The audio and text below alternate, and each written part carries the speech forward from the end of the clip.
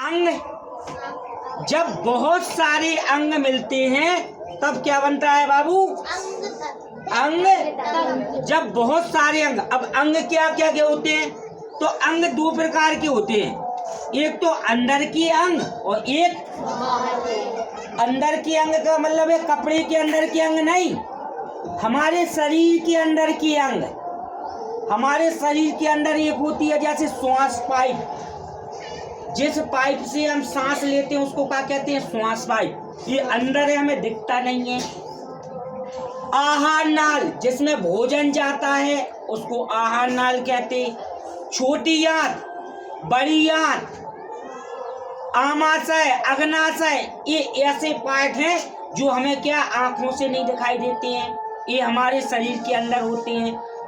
जो पार्ट, जो अंग हमारे शरीर के अंदर होते हैं उन्हें अंदर वाले अंग कहते हैं। ठीक है। बाहर के अंग कौन कौन से होते हैं? जो हमें दिखाई देते हैं, जैसे कान दिखाई देता है, आंख, नाक, मुंह, हाथ, पांव, जितने ये बाहर के अंग हैं।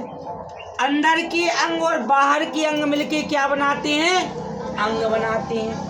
बहुत सारे अंग मिलके अंग तंत्र बनाते हो, बहुत सारे अंग तंत्र मिलके एक शरीर बनाते हैं। समझ में आ रहा बेटा? इसके बाद होता है बाबू ऊतक। ऊतक क्या होता है?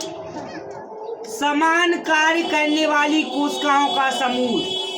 जो कोशिकाएं समान काम करती हैं, अब अपन को अभी ये भी बतानी है कि कोशिकाएं होती कहाँ हैं, तो वो भी बताएंगे हम।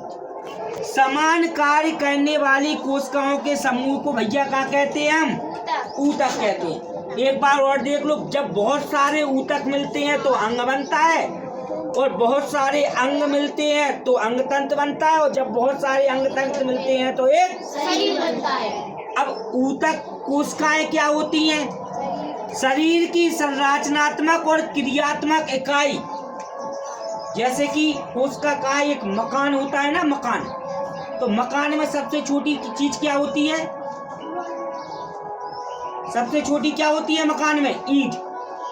ऐसे ही हमारे शरीर जब बना है तो सबसे छोटी ईंट क्या कहलाती है? कोशिका। इतने सारी हमारा पूरा शरीर बना है ना, तो बहुत सारे शरीर में बनने में बहुत सारी क्या लगती है बाबू? कोशिकाएं। तो इसी प्रकार बहुत सारा जब एक मकान बड़ा बनता है तो क्या लगी होती है उसमें? ईंटें। तो हम ये कह सकते हैं कि ये शरीर की कोशिका ईंट है। ठीक है। तो इनके बारे में हम लोग पढ़ेंगे। ठीक है भैया, समझ में आ गया?